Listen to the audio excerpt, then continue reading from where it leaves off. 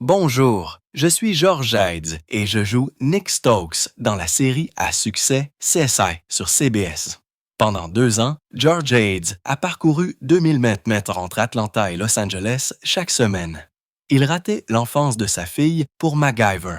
La culpabilité le rongeait, mais quand il a supplié CBS de l'aider, ils ont dit non. Puis est venu ce jour explosif d'octobre 2018.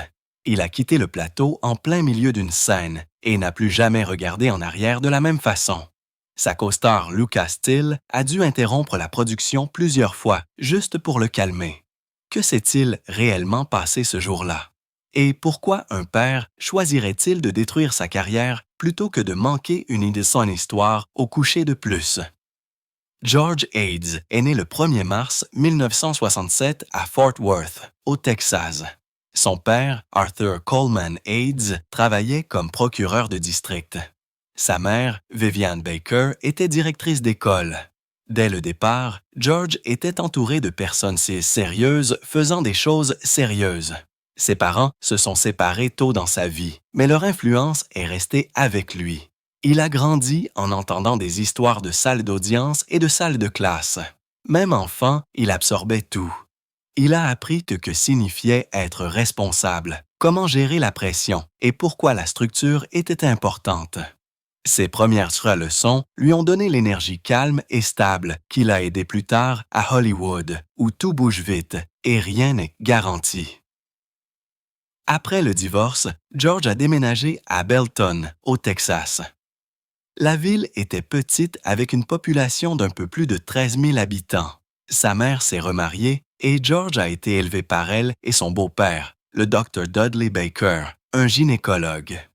C'était une vie différente de Fort Worth, plus calme, plus lente, plus personnelle. Sa maison était remplie de livres, de règles et de conversations sur l'éducation et la santé.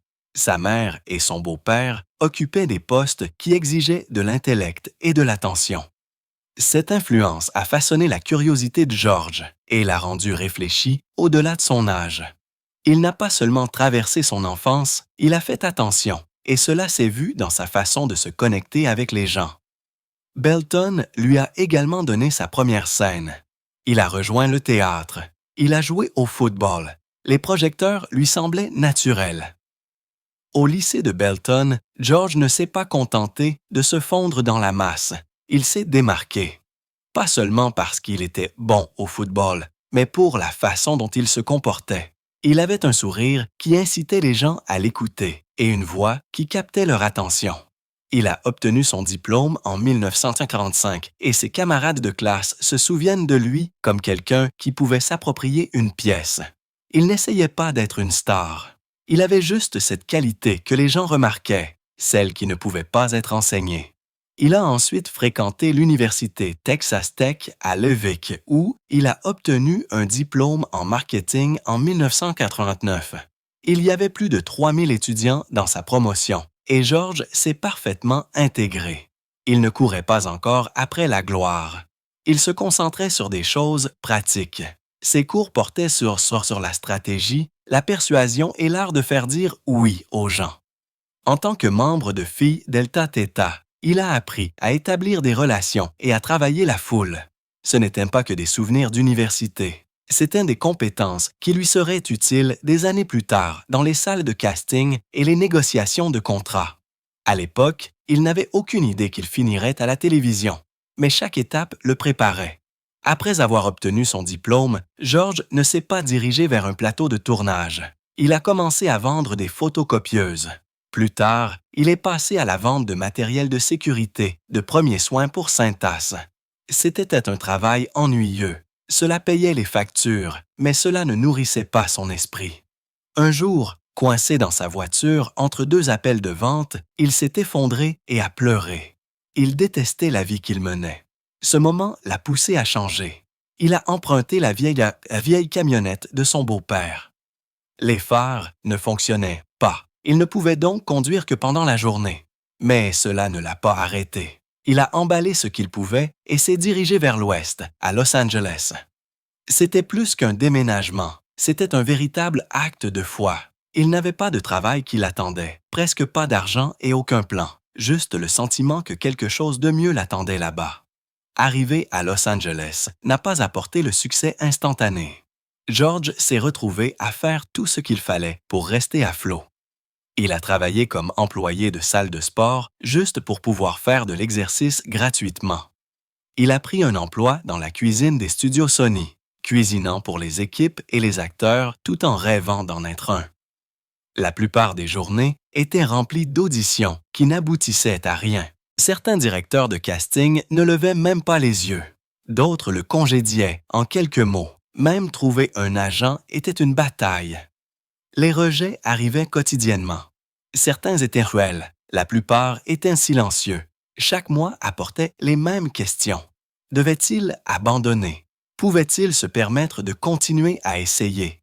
Mais George n'a pas abandonné. Il a appris à gérer le rejet, à continuer de se présenter alors qu'il serait plus facile de disparaître. Sa première grande opportunité est venue avec l'émission télévisée Savannah en 1996. Elle était diffusée sur WB et était leur tout premier drame d'1 heure. George a été choisi pour incarner Travis Peterson, un personnage beau mais louche qui n'a pas duré longtemps. Mais il a fait une impression si forte que les producteurs l'ont ramené en tant que frère jumeau de Travis, Nick Carelli. Jouer 2 personnes différentes dans la même émission n'était pas facile, mais George s'en est sorti. Son temps d'écran a doublé et son talent d'acteur a commencé à briller. L'émission a été un succès et George est devenu l'un des nouveaux visages les plus en vue du réseau. Mais aussi vite que la gloire est arrivée, elle a disparu. En février 1997, moins de 2 ans après sa première diffusion, le réseau a annulé l'émission. Un instant, il était au sommet. L'instant d'après, il était au chômage, faisant à nouveau la queue aux auditions, attendant d'être vu. L'industrie a évolué rapidement. Personne ne voulait plus d'acteurs de feuilleton. Les projecteurs s'étaient déjà tournés vers des visages plus jeunes et plus frais. George s'est retrouvé de nouveau au bas de l'échelle, à la recherche de petits boulots juste pour survivre. Il prenait tout ce qui payait, même si c'était juste assez pour acheter de la nourriture ou payer le loyer. L'excitation du succès national a été remplacée par la peur. Il ne voulait pas qu'on se souvienne de lui comme de ce type d'une seule saison. Il a dit un jour, « Avec 2 émissions annulées à mon actif, on apprend à ne pas être trop excité parce qu'on ne veut pas être déçu. » Cette peur le poussait plus fort, mais cela faisait aussi mal. Il dérivait à nouveau dans Hollywood, essayant de s'accrocher. Même avant sa grande percée, George avait déjà vu le côté sombre de ce métier. En 1995, il a eu un petit rôle dans Strangeluck, incarnant J.R. Dean. C'était si petit que cela lui a apporté plus de rejet que de reconnaissance. L'année suivante, il a joué dans un téléfilm intitulé The Ultimate Lie, un thriller à petit budget diffusé sur USA Network. Il n'était pas difficile. Ses rôles n'étaient pas glamour, mais ils l'ont aidé à survivre. À cette époque, la plupart des téléfilms ne rapportaient que quelques milliers de dollars. Il n'y avait pas de redevance, pas de promesse de travail supplémentaire. Il ne construisait pas un CV. Il essayait de garder les lumières allumées. Certains acteurs abandonnent après des années comme ça. Le stress, la pauvreté, le silence entre les emplois, cela brise les gens. Mais George a continué. Il a travaillé avec tous ceux qui voulaient l'embaucher, que ce soit aux côtés d'une étoile montante ou en tant qu'invité anonyme. Cet entêtement est devenu son armure. En 1997, quelque chose a finalement semblé changer. George a décroché un rôle de guest star dans ER, incarnant Greg Powell, un ambulancier qui a un intérêt romantique pour l'infirmière Hawaii. Il est apparu dans 3 épisodes. ER était énorme à l'époque. Près de 30 millions de personnes regardaient chaque semaine, et c'était le genre d'exposition dont la plupart des acteurs rêvaient. Mais cela comportait un risque. Il pouvait rester coincé à jouer des ambulanciers pour toujours. C'est que les producteurs ont commencé à lui proposer après ce rôle. Intervenants d'urgence, techniciens médicaux, personnages unidimensionnels. Il avait fait un grand pari en quittant le Texas et en donnant à Hollywood tout ce qu'il avait. Mais maintenant, il risquait de se retrouver enfermé dans des rôles qui ne reflétaient pas son talent. C'était un autre test pour savoir s'il pouvait tenir assez longtemps pour être vu comme quelque chose de plus. En 2000, George a décroché un rôle principal dans Grapevine, une reprise de sitcom sur CBS. Il incarnait Thumper Klein, un barman à Miami qui donnait des conseils sur l'amour. Mais la série s'est effondrée presque immédiatement.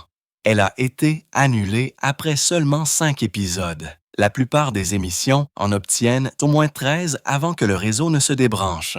C'était pire. C'était comme si la porte s'était refermée avant même qu'il puisse la franchir. Pour quelqu'un déjà marqué par des rejets passés, celui-ci a fait très mal. Être renvoyé aussi rapidement a rendu les producteurs nerveux. Cela a amené George à tout remettre en question. L'émission a tout simplement disparu et, avec elle, sa confiance. Il était maintenant à un point où même obtenir une seconde chance semblait impossible. Ces difficultés ne concernaient pas seulement le jeu d'acteur. Elles concernaient la survie. Après avoir obtenu son diplôme de Texas Tech en 1949, George a occupé des emplois de vente de photocopieuses et de travail dans des salles de sport. Le soir, il faisait du traiteur au studio Sony, espérant apercevoir quelqu'un qui pourrait l'aider. En 1983, il a atteint un point bas. Il était fauché. Il était fatigué. Il était presque prêt à abandonner. Même après son bref succès dans Savannah, il n'y avait pas de sécurité. L'émission a été annulée. Le travail se tarissait. En 1999 et 2000, il s'accrochait à peine. Il envisageait d'abandonner le métier d'acteur et de retourner à la vente. Personne n'aurait deviné que cet homme, sur le point d'abandonner, deviendrait bientôt une star de l'une des émissions les plus populaires de l'histoire de la télévision. En 1997, il a accepté un autre téléfilm juste pour continuer. Il s'appelait Crowned and Dangerous, une comédie noire mettant en vedette Yasmine Bleeth. George incarnait Riley Baxter, un personnage pris dans une affaire de meurtre dans un concours de beauté. Il a été diffusé sur ABC en septembre. Cela n'a pas changé sa vie. Les codes d'écoute étaient corrects. Les critiques étaient discrètes, mais cela lui a donné 1 mois de plus, peut-être 2. Ces films ne rapportaient pas beaucoup. Ils étaient oubliés presque aussi vite qu'ils étaient diffusés, mais ils l'ont maintenu à flot. Sans eux, il aurait pu faire ses valises et rentrer chez lui. Avec le recul, il est clair à quel point il était proche de devenir juste un autre nom dans les génériques dont personne ne se souvient. Puis, de nulle part, il a reçu l'appel qui a tout changé. Un directeur de casting voulait qu'il auditionne pour une nouvelle émission de CBS. Il s'agissait d'un drame procédural sur des enquêteurs de scènes de crime. À l'époque, personne ne pensait que ce serait un succès. George était méfiant. Il avait déjà été brûlé. Pourtant, il y est allé. Le rôle était Nick Stokes, un scientifique médico-légal. Pour une fois, ce n'était pas un ambulancier ou un acolyte. C'était un vrai personnage, un rôle principal. Il ne s'est pas fait d'illusions. Il s'est rendu à l'audition dans un camion emprunté. Il était toujours fauché, toujours incertain. Mais quelque chose a cliqué dans cette pièce. Son charme texan, son intensité, sa faim, tout est très ressorti. Le producteur Danny Cannon et le président de CBS, Liz Moon, l'ont vu. Ils lui ont offert le rôle et cet appel téléphonique a changé sa vie. En 2000, CSI Crime Scene Investigation a été lancé. George était maintenant Nick Stokes, un membre d'un nouveau type d'émission policière. L'alchimie sur le plateau était magique. William Peterson jouait Gil Guillaume. Marg Elgenberger était Catherine Willows. Gary Dourdan était Warwick Brown. Ensemble, ils ressemblaient à une vraie équipe. Ils riaient, ils se disputaient, ils se respectaient. Leurs scènes ne semblaient pas écrites, elles semblaient réelles. George apportait chaleur et courage. Il n'était pas tape à l'œil. Il était stable. Les téléspectateurs l'adoraient. Même les guest stars ont remarqué les liens entre les acteurs. Cette énergie a aidé CSI à devenir quelque chose d'énorme. Entre 2000 et 2015, George est apparu dans 335 épisodes. L'émission a été déclinée dans d'autres villes et d'autres séries, mais la distribution originale, en particulier George, a défini ce qui la rendait spéciale. Lorsque CSI a été diffusée pour la première fois en octobre 2000, elle est rapidement devenue un succès. À la fin de la saison, c'était le nouveau drame le plus regardé. Certains épisodes ont attiré plus de 26 millions de téléspectateurs. George, qui travaillait auparavant dans des salles de sport et livrait des plateaux de restauration, s'est soudainement retrouvé sur des panneaux d'affichage. TV Guide l'a nommé l'un des acteurs les plus sexy en 2009. Il ne pouvait plus se promener dans la rue sans être reconnu. Il avait été si près d'abandonner. Et maintenant, il était une star. Il a commencé à recevoir des offres, des augmentations et de l'attention. Mais même alors, il est resté prudent. Vous continuez à travailler dur pour être prêt quand votre moment arrive. Il a dit que Seth Easy n'a pas seulement changé la vie de George, cela a changé la vision du monde de la science forensique. L'effet CSI est devenu réel. Les jurys ont commencé à s'attendre à de l'ADN et à des preuves de haute technologie lors des procès. Les collèges ont vu une augmentation des inscriptions en sciences forensiques. L'émission a rendu la science passionnante, voire héroïque. Le personnage de George a contribué à ce changement. Nick Stokes était humain, intelligent et motivé. Les gens s'identifiaient à lui. Son visage est devenu le symbole d'une nouvelle façon de penser aux crimes et aux preuves. Les vrais services de police ont mis à niveau leurs outils. Les politiques ont changé. Et une grande partie de cet élan a commencé avec ce que les téléspectateurs voyaient chaque semaine dans CSI. À l'été 2004, George Eads et sa co-star Yora Fox gagnaient environ 100 000 $ par épisode dans CSI. L'émission était le programme scénarisé le plus regardé en Amérique, attirant près de 27 millions de téléspectateurs chaque semaine. Ce genre de succès a donné aux deux acteurs la confiance nécessaire pour en demander plus. CBS leur a offert une augmentation de salaire à 120 000 $ et une prolongation de contrat d'1 an. Mais Eads et Fox voulaient une plus grosse affaire. Ils pensaient pouvoir réussir ce que la distribution de Everybody Loves Raymond avait fait l'année précédente. Exiger davantage et gagner. Ils ont donc tenté quelque chose de risqué. Ils ne se sont pas présentés le premier jour du tournage. Cette décision a mis en jeu plus de 6 millions de $ chacun en valeur contractuelle.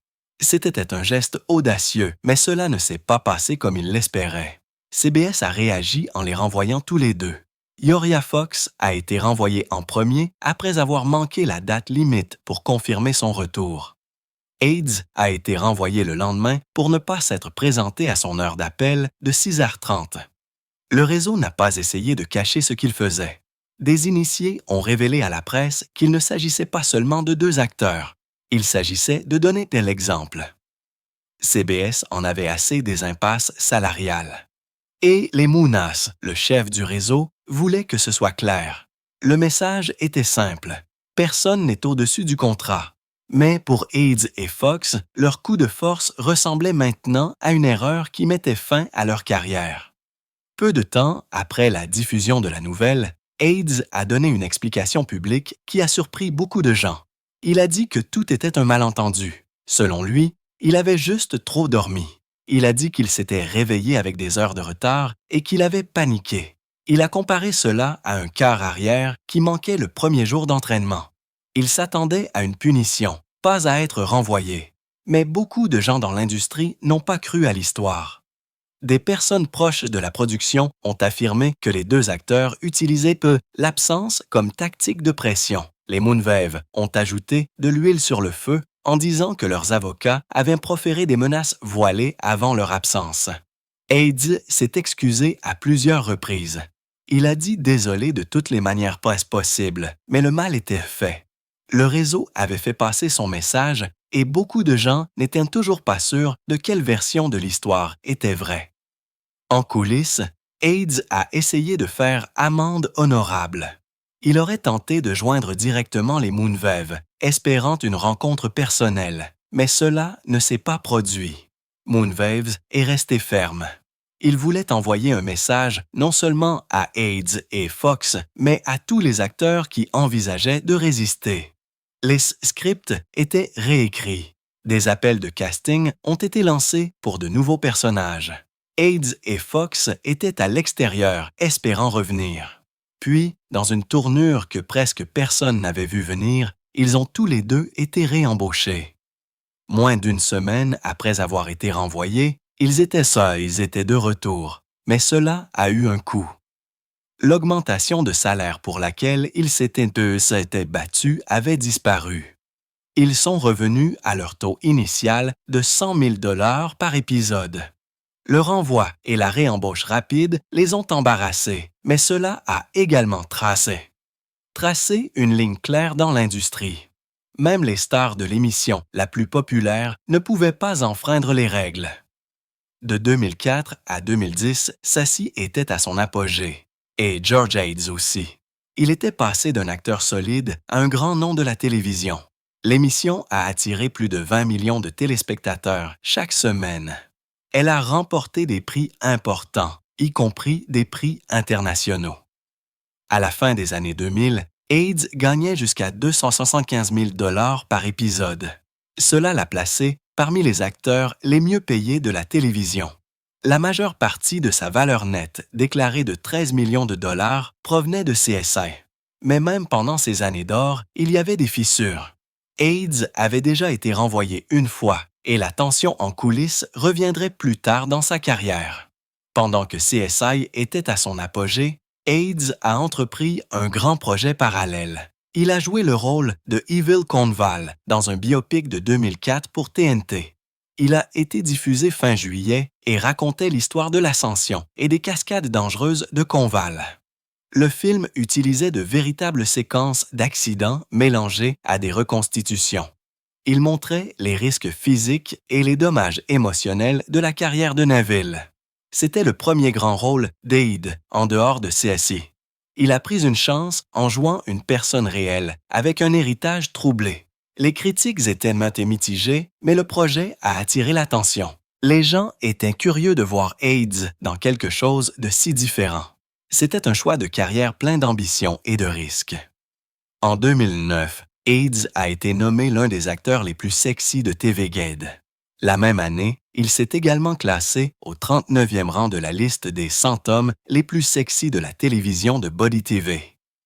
Il était devenu une star de la télévision, un sex symbole et un nom familier. Mais ce n'était pas seulement son apparence que les fans admiraient.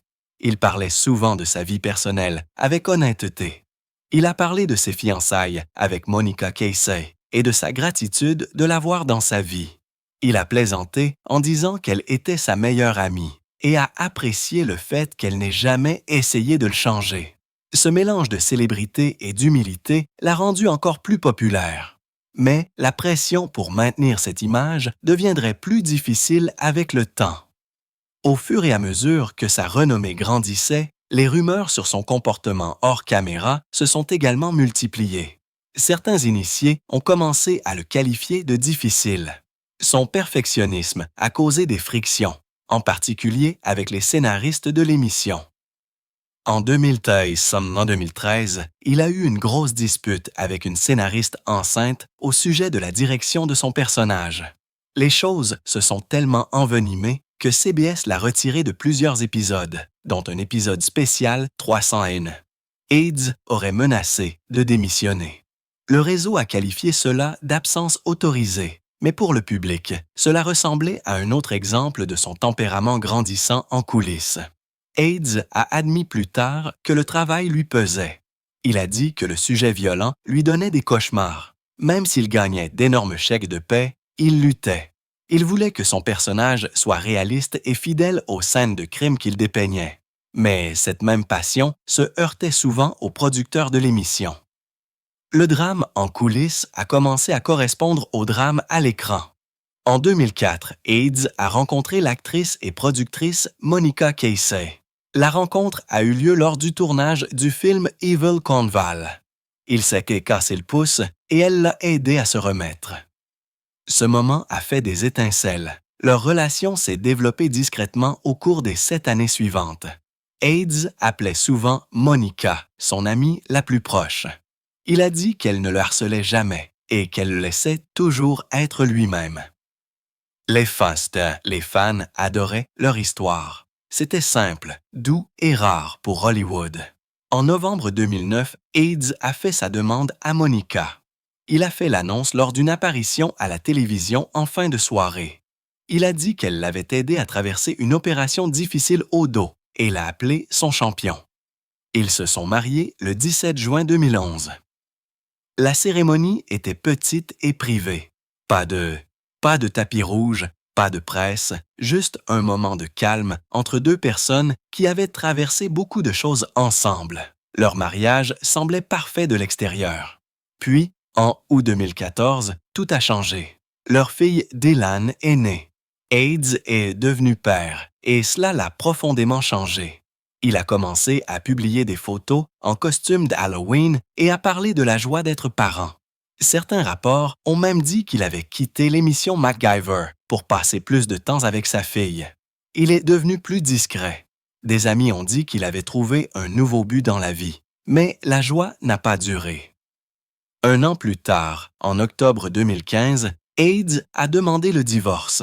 Les documents citaient des différends irréconciliables. La rupture a choqué les fans. Après plus d'une décennie ensemble, le couple semblait solide, mais maintenant ils étaient de part et d'autre d'une salle d'audience. AIDS a dit qu'ils avaient un contrat de mariage. Monica a demandé une pension alimentaire et la garde de Dylan. Les deux parents voulaient des choses différentes. Ce qui avait commencé comme une histoire d'amour tranquille était devenu une dispute très publique. La bataille pour la garde est devenue laide. AIDS a demandé la garde légale et physique conjointe. Monica voulait la garde exclusive et une pension alimentaire. Il y a eu des différends au sujet du contrat de mariage. AIDS a affirmé qu'il existait. L'équipe juridique de Monica ne l'a pas mentionné. La bataille a duré plus d'1 an. Les sites de potins ont couvert tous les détails. Des avocats spécialisés en droit de la famille ont donné leur avis. Les fans ont regardé de près. Finalement, ils ont conclu un accord.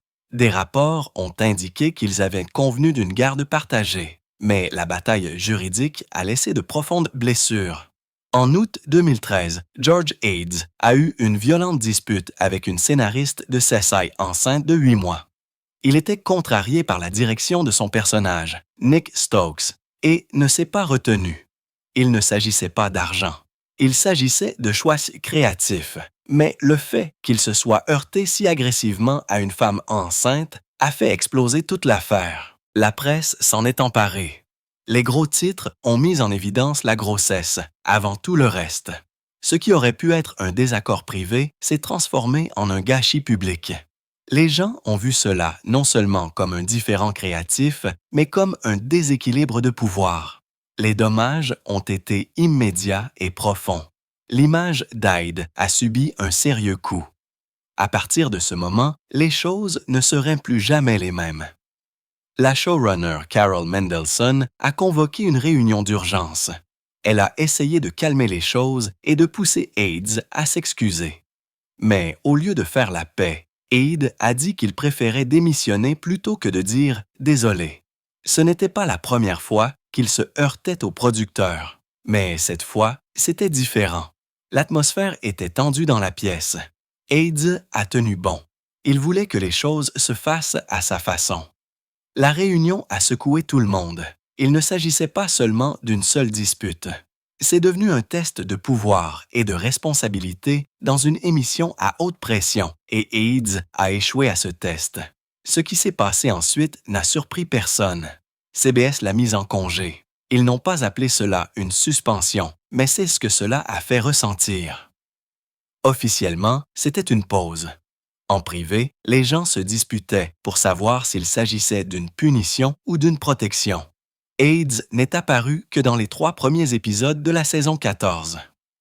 L'émission a intégré son absence dans l'histoire en disant que son personnage était allé à Quantico pour s'entraîner. Mais le coup le plus dur est survenu lorsqu'il a manqué l'épisode 300, une étape importante pour la série. Les retombées étaient claires. Même les stars n'étaient pas en sécurité si elles franchissaient la ligne. Les médias ne pouvaient pas lâcher prise. Ils ont continué à répéter le même point. Une star masculine s'en était prise à une collègue enceinte. Cette image est restée gravée. Des gens qui ne regardaient même pas CSI en ont entendu parler. Il ne s'agissait plus seulement du personnage d'Ade. Il s'agissait de qui il était hors écran. Les journalistes et les fans ont commencé à tout remettre en question. Pouvait-il encore le soutenir? Le réseau pouvait-il encore lui faire confiance? Dans une industrie qui vit de l'image, la réputation d'Ade a subi un coup qui n'a jamais complètement guéri. En 2016, CBS a donné une autre chance à Aids. Ils lui ont offert le rôle de Jack Dalton dans le reboot de MacGyver. C'était un pari risqué. Tout le monde se souvenait du drame CSI et il y avait eu des tensions plus tôt en 2004 également, lorsque Aids a brièvement perdu son emploi à la suite d'un différend salarial. Mais CBS a vu un potentiel. Ils avaient besoin de quelqu'un avec du charme et de la présence, et Aids avait encore les deux. L'émission a été diffusée pour la première fois en septembre et a attiré de gros chiffres. Les téléspectateurs étaient curieux. Aids pouvait-il faire un retour? Pendant un certain temps, il semblait qu'il le pouvait. En coulisses, cependant, l'émission avait un coût. MacGyver a été filmé à Atlanta. La fille d'Aids, Dylan, vivait à Los Angeles. Cette distance de plus de 2000 mètres l'a épuisé. Il a parlé ouvertement de la douleur que cela lui causait. Être loin d'elle le laissait l'épuiser. Sur le plateau, les gens ont vu le tribut. Il a utilisé ses émotions pour alimenter les scènes dramatiques, mais hors caméra, il a lutté. Il a demandé au producteur du temps à Los Angeles ou une libération de son contrat. La distance n'était pas seulement un problème, cela devenait une crise. Lucas Till, sa co-star, a remarqué que le lien entre eux allait au-delà des scripts. Quand Aids a atteint des murs émotionnels, Till est intervenu. Plus d'une fois, il a interrompu la production pour qu'Aids puisse respirer. Ce n'est pas quelque chose que les acteurs font à la légère. Le temps, c'est de l'argent à la télévision. Chaque retard coûte des milliers de dollars. Mais Till s'en fichait. Il voulait aider. L'équipe l'a vu. Ils en ont parlé. Ces moments n'ont pas été écrits dans l'émission, mais ils ont donné du poids à ce qui s'est passé à l'écran. Cela a rendu tout plus réel. Puis est arrivé octobre 2018. Quelque chose s'est passé. Personne ne dit exactement quoi, mais c'était assez important pour qu'Aids quitte le plateau pendant que le tournage était encore en cours. Il est parti alors qu'il restait des heures de travail ce jour-là. C'était bruyant, c'était désordonné. Les gens ont appelé cela une situation délicate. Des initiés ont blâmé le stress, les problèmes de comportement et la même lutte pour concilier travail et vie personnelle. Aids est revenu pour quelques épisodes de plus, mais les dés étaient jetés. Quoi qu'il se soit passé ce jour-là, cela a poussé tout au-delà du point de rupture. Peu de temps après, Aids a officialisé la situation. Il a demandé à quitter l'émission. Il a dit au producteur et à CBS qu'il devait être avec sa fille. Il a dit qu'il manquait des moments qu'il ne pourrait jamais récupérer. Le réseau a écouté. Ils ont accepté de le laisser partir. Son dernier épisode a été diffusé en février 2019. Il s'appelait Father plus Bride plus Betrayal. Les adieux étaient émouvants. Aids a quitté un rôle très rémunérateur au plus fort du succès de l'émission. Cela n'arrive presque jamais, mais il a choisi la paternité plutôt que la gloire. Lorsque cet épisode a été diffusé le 1er février 2019, il a marqué la fin de quelque chose de grand. Aids avait passé près de 20 ans à la télévision. Il a gagné des millions. Il s'est fait un nom et il l'a abandonné pour être avec sa fille. Son départ n'était pas seulement dû à une dispute ou à une mauvaise journée. Il s'agissait de priorités. Et au final, il a fait un choix que peu d'acteurs font. Mais CBS n'en avait pas fini. En janvier 2021, l'émission a tué son personnage. Cela s'est passé hors écran. La scène des funérailles était calme mais définitive. Les fans n'ont jamais vu de corps. Cela a conduit à quelques spéculations, mais le message était clair. Jack Dalton avait disparu. L'émission a même lié sa mort à un ancien complot de méchants. Ils n'ont laissé aucune place à un retour. Les téléspectateurs avaient le cœur brisé. Certains ont dit que l'émission avait perdu son cœur. Sans Eads, ce n'était plus pareil, et les producteurs le savaient. Après cela, Eads est apparu dans un dernier rôle. En 2019, il a joué le colonel Steven dans un film sur la guerre de Corée intitulé The Battle of Jangsari. Le film racontait l'histoire vraie de soldats adolescents envoyés en mission dangereuse. C'était courageux, émouvant et très différent de tout ce qu'Eads avait fait auparavant. Il s'est distingué comme l'un des rares acteurs américains du film. Megan Fox a joué une journaliste, mais c'est Eads qui a apporté une force tranquille à l'écran. Depuis lors, il n'a plus joué.